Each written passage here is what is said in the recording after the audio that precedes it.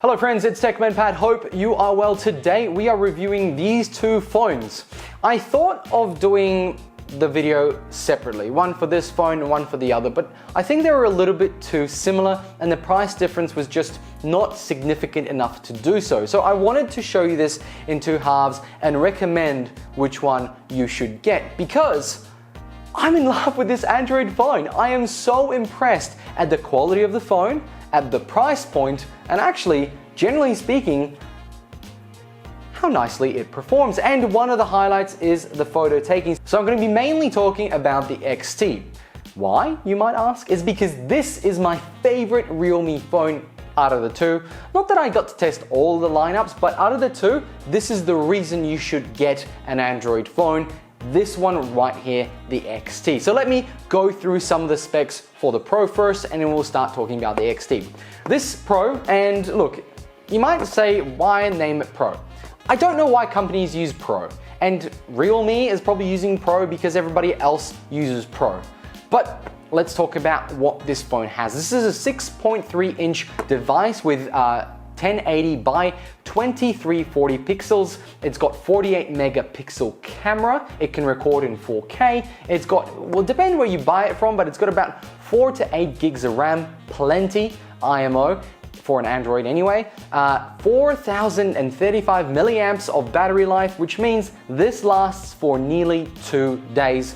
No problem at all. It's absolutely fantastic. Now, this has an IPS LCD screen, so the colors on this are fantastic. It is not an OLED screen or an AMOLED screen, but it performs really, really well. I love it, it's smooth, it's fast, and the screen size is absolutely fantastic. Really, really good. The cool thing is about this phone is the fact that it's very simple. There are no buttons apart from this one here and the ones on the side here. It does also take a SIM card, plus you can also have another SIM card because it is dual SIM, and you can also extend your memory in here. It's got 128 gigs of memory, but you can extend that with an extra little card in there, memory card, which is also really good. What's unique about the Pro? Well, the fact that it has a 48 megapixel camera, but that's overshadowed by this one because that one's got a 64. But what's it like taking pictures? Absolutely fantastic. Some of the photos I took are right here. Really, really enjoyed them, and I was really impressed with the quality. The thing is, more megapixel doesn't always mean there is more photo or you take better photos. Some of it actually comes from the software. Because not everybody is a professional photographer, they don't know how to set up their ISOs, that's why nobody's running around with DSL cameras and taking photos. Everybody uses their phone because the software has come to such a point that when you do take a photo, it does all the hard work for you. Does this do the hard work for you? Yes and no. It does have a basic Android camera type with some extras. You can manually change things, but again, if you're not that way inclined, you want to do the auto. So, 48 megapixel camera out of the box, you don't even set it. You actually have to choose it, which makes it a 4:3 type of photo, and it's not that widescreen or the all screen photo that you can take. So it's a little bit interesting, a little bit different. But when you do take these photos, they look really nice. The colors are great. The zoom potential is really good for such a small lens, but it's not perfect because there is some kind of boxy-ish or kind of smudging when you zoom in too far. But when you zoom out, it is look very clear, very sharp. It is using Android 9 with their own Realme skin. The skin itself is pretty nice. I actually liked it a lot. However, specifically with this version of the phone, and I don't understand why this one has that sort of setup, it has a lot of bloatware. And the first thing I suggest is completely getting rid of it all.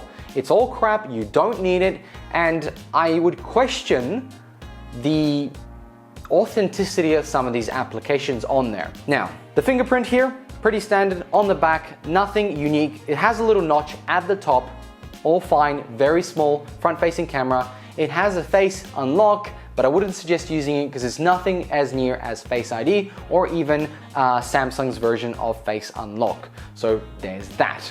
This is a 6.3-inch device, so it's 0.1 inch smaller than this one, which is also interesting. And you don't really notice it even when you pick the two side by side, but when you put them against each other, there is a slight size increase. Now, in the box, you get a free case, which is great. It's see-through, so it shows off the back of it, which is a fantastic design, but the colors are a little bit limited.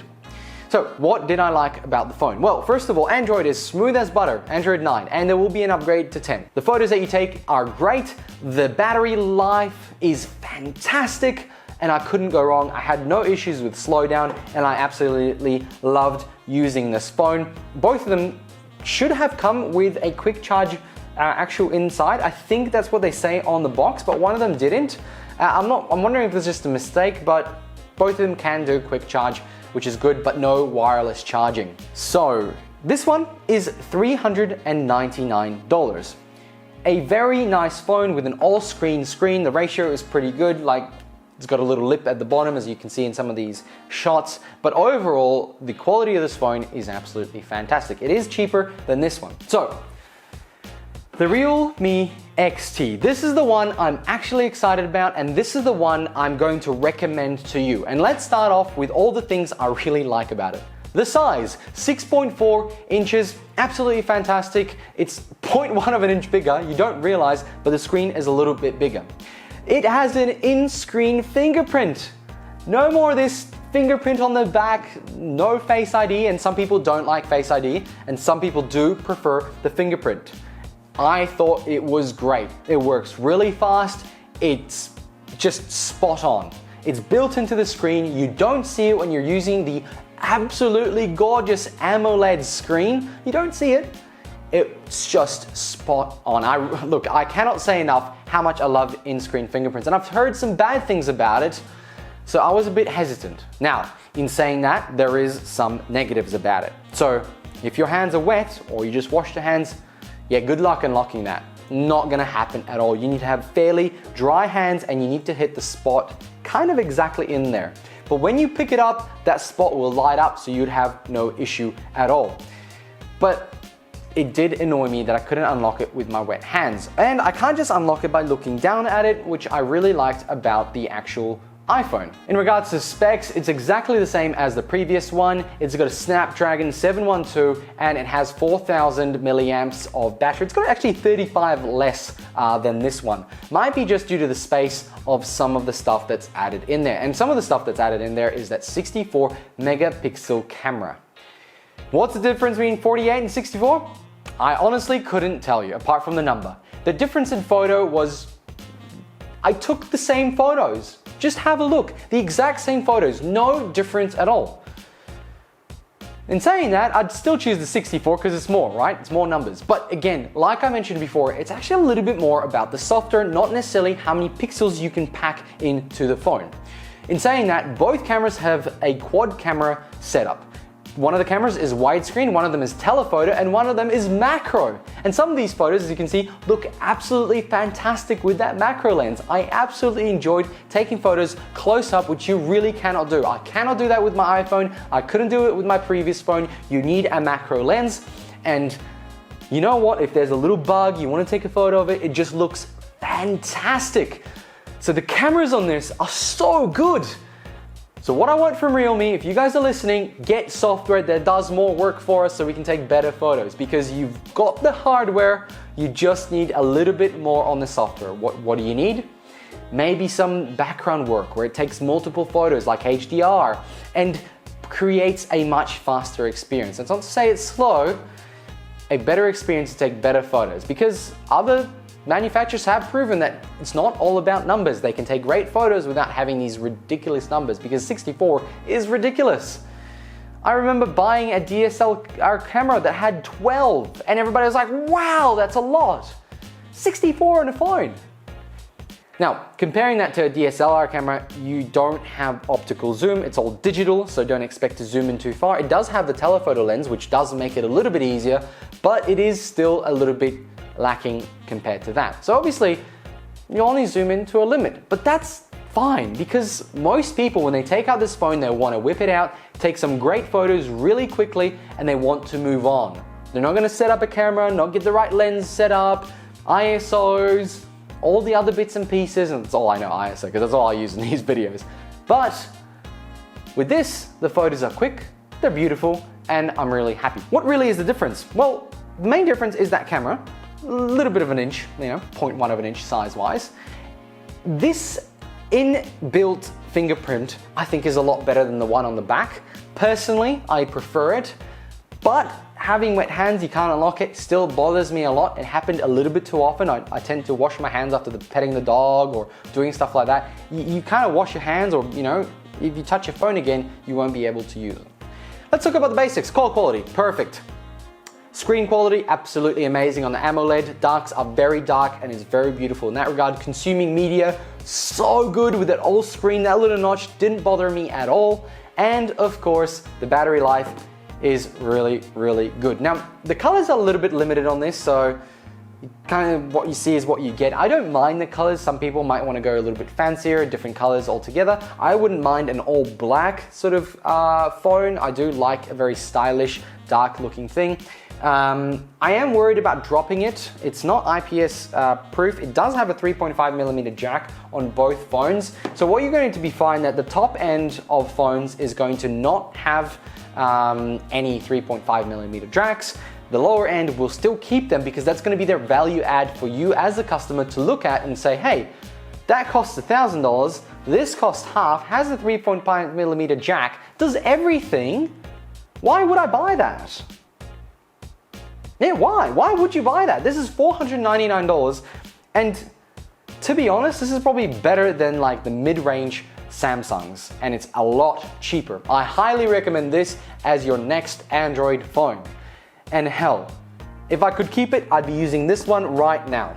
I don't get to keep it, they're going back to Realme, and I would like to say thank you very much to Realme for sending me these two phones. I've really enjoyed my time with them. I highly recommend them. It's got a USB-C plus cable, and it charges really quickly. You can use any charger that has over, I think it's like 3 amps or whatever. It'll charge it really fast. So I'm really, really impressed. I will leave you on one negative.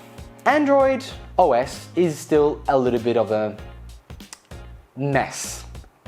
And don't get too angry about it, because all I mean by that is so customizable, you can't quite get that sleek look because everything is so changeable. Sometimes you want to pick up a phone and go. The skin they've put on this has allowed this, but sometimes you kind of get lost in the buttons, you look for settings, it's not that easy to find, and that's not the fault of Realme, that's just Android OS. So if you're not used to Android and you've been using the iPhone or maybe BlackBerry before they used Android, then you might have a bit of a problem getting used to it. However, because this is so responsive and fast, the performance on this, I actually found it quite simple to move. And one of the things that I could not believe that these guys have implemented, Android 9 and 10, is the exact same swipe gestures as the new iPhones. Friends, you could switch to this, and if you've been using the new iPhone, it's going to be the exact same gestures. Yep, swipe up, down, left, right, it's all the same. So switching was so easy for me, I just couldn't believe it.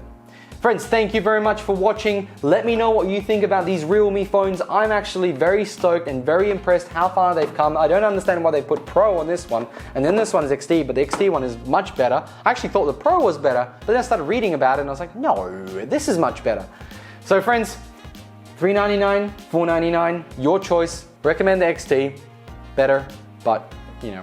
Hey, like this video, subscribe if you want to see more content like this, and friends, I'll catch you in another video. Bye!